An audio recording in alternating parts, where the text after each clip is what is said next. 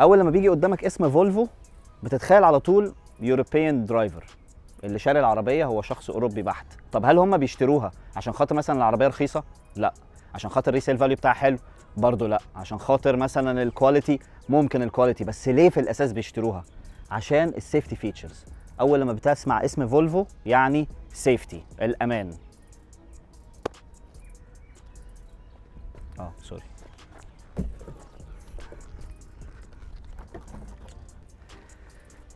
معلش هو اجازه بس يعني، بس انا ما قدرتش استغنى عنه الصراحه.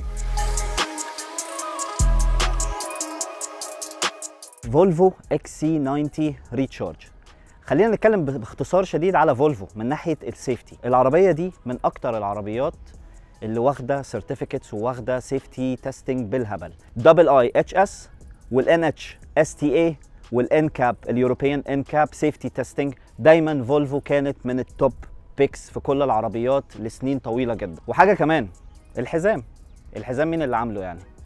فولفو. لا، وبيعتزوا بالموضوع ده. انت بتلاقي اساسا في كل احزمه فولفو في برنتد جوه سينس 1959. يعني هو عايز يقول لك ان احنا سبب الامان اللي في العربيات اللي موجود دلوقتي. البلايند سبوت اللي في ناس كتير بدات تعتمده في سياراتها في السنين الاخيره، ده موجود في فولفو من 2003.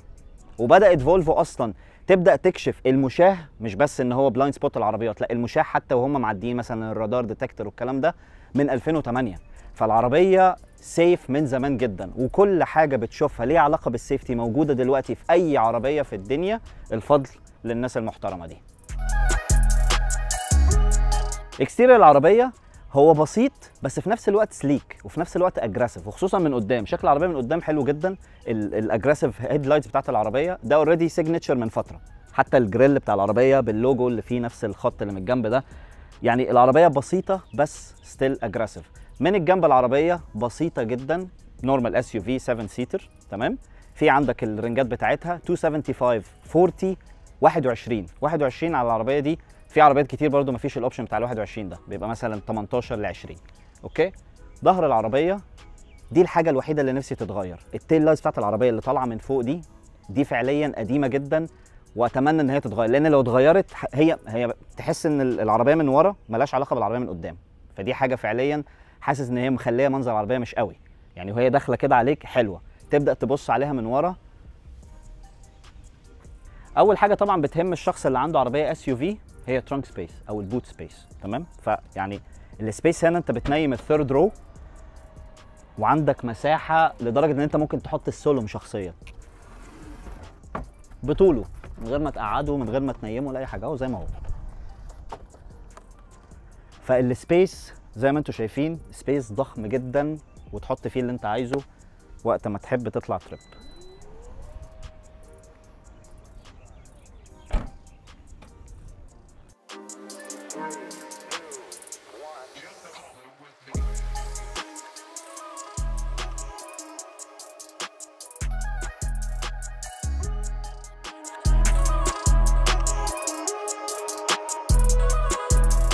طبعا انا بره اتكلمت قلت ان العربيه يعني او فولفو نفسهم كل اهتماماتهم هي السيفتي، ازاي تحافظ على السواق والركاب اللي معاه وحتى والناس اللي حواليه. يعني العربيات التانية، الناس اللي بيعدوا الشارع، الناس اللي طالعين من المدرسه، يعني فعليا مهتمين بكل التفاصيل اللي ليها علاقه بسلامه الشخص. القعده بتاعت الكرسي حلوه، تحس ان الكرسي مختلف، مش زي اي كرسي ان هو ليذر سيتس وخلاص والكلام ده.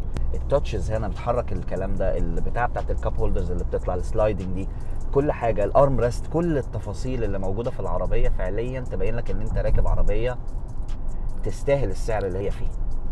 العزل بتاع العربيه محترم جدا، هاي واي كروزر محترمه جدا، بس العربيه مش واخده حقها في البلد عندنا هنا او في الجي سي سي بشكل عام. ستارتنج برايس 322,000 درهم. فلما نتكلم على سعر كده هتلاقي فيه اوبشنز كتير. في الاخر هي الحكايه ذوق، بس ما تقولش ان العربيه وحشه، لان العربيه مش وحشه خالص.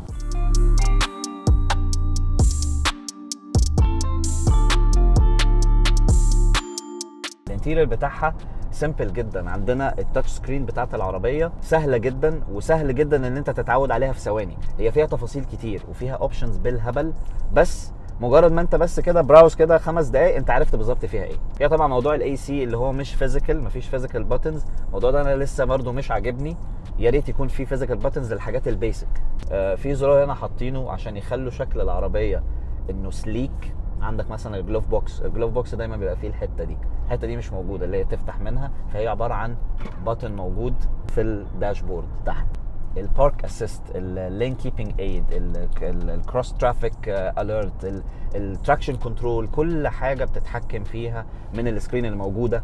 حتى الحاجات اللي موجوده في الجيج كلاستر برضو بتتحكم فيها من السكرين اللي موجوده عندك، سواء انت عايز تغير الديسبلاي، عايز تغير الثيمز، عايز تغير اللي في النص مثلا، لو انت عايز يكون فيه ماب او مش عايز يكون فيه حاجه، او عايز يكون الاوديو بتاعك او الفيول ايكونومي، كل الكلام ده بتتحكم فيه من السكرين اللي في النص مش من الجيج كلاستر. الجيج كلاستر هو بس للعرض. ممكن عندك شويه اوبشنز موجوده في الستيرنج ويل على اليمين، دي ممكن تتحكم فيها ان انت تشوف الفيول ايكونومي، الميديا، النافيجيشن سيستم بتاعك، بس بتبراوز بينهم اللي هو يمين شمال والكلام ده كله. الناحيه الشمال طبعا عندك الكروز كنترول، ادابتيف كروز كنترول، او عندك البايلوت ده بتتحكم برضو، بتخلي العربيه اللي هو ايه، انه بري كوليجن، لين اسيست، ما تطلعش من اللين بتاعها، الكلام ده كله. ساوند سيستم بتاع العربيه باورز اند ويلكنز ده بيبقى موجود دايما في الفيري هاي اند جيرمان كارز، يعني موجود مثلا في البي ام دبليوز، الحاجات التوب بي ام دبليوز، مش كله. 19 سبيكرز، كلاريتي، الصوت مش طبيعي. طبعا في الرادار ديتكتور موجود بيحدد لك لو انت سرعتك عدت سرعه الشارع، بيقول لك ان انت عديت السرعه كذا، سرعه الشارع كذا، وبيقول لك ان في رادار على بعد كذا. طبعا السيتس بتاعت العربيه هم هيتد وفنتليتد سيتس للكراسي اللي قدام. فيها مساج سيتس، وفيها حاجه ظريفه جدا، يعني في نوب رايق كده من الجنب. النوب ده انت بتحركه يمين شمال، وهو فكره ان انت اساسا مش محتاج ان انت يعني تاخد وقت عشان تتعلمه. انت مجرد كده لما بتحط ايدك في المكان ده من جنب الكرسي، تحرك النوب ده يمين شمال، عايز تحرك اي جزء في الكرسي. وبعدين لما تعمل مساج اون واوف، عايز المؤاخذه التدليك يجي لك من اي حته. طبعا نسيت انا موضوع الوايرلس تشارجر، في وايرلس تشارجر هنا في العربيه، اداؤه لذيذ جميل، وقدامك على طول باد تحط عليها التليفون، انت كده تمام. والكريستال جير نوب دي من الحاجات اللي تعتبر سيجنتشر في الفولفو اكس سي 90. هو كريستال بجد، هو مش هزار، يعني اتس ريل كريستال. فدي برضو حاجه تبين لك قد ايه الناس دي مهتمه بالتفاصيل، ومهتمه بان هي تدفع كتير عشان يطلع لك حاجه كويسه. وللاسف الناس بتيجي تقول لك في الاخر المشكله ان هي فولفو.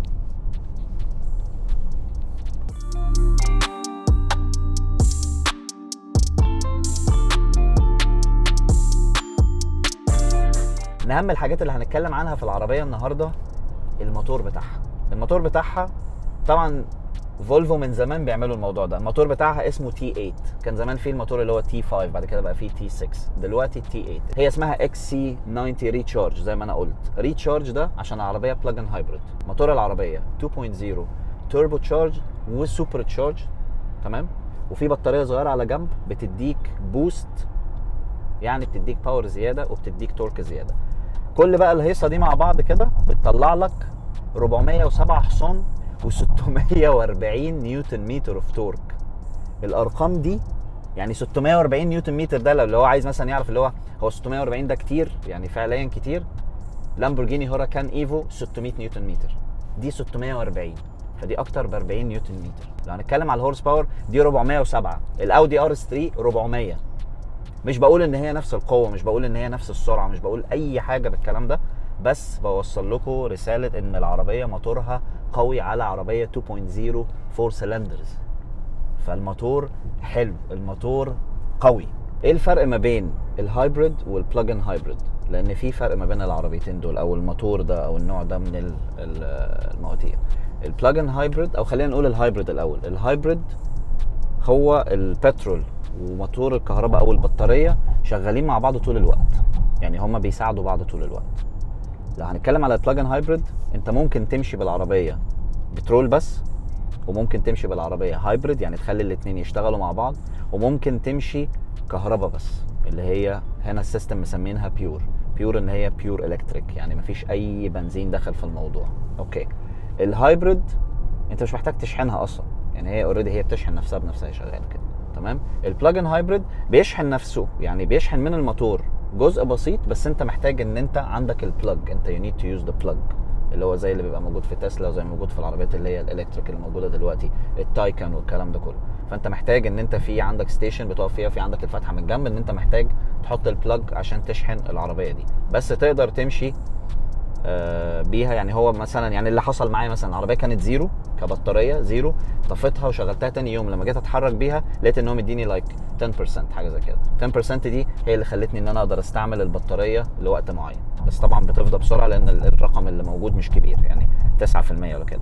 طبعا الباور بتاعها مش عالي لان هي الاعتماد مش كله على البطاريه، الاعتماد كله على الموتور، بس البطاريه دي عباره عن حاجه كده بتديك بوست وفي نفس الوقت بتوفر لك بنزين لما تحتاج تسوق ان انت مثلا على وضعيه البيور او وضعيه الهايبريد اللي هي ميكس ما بين الاثنين.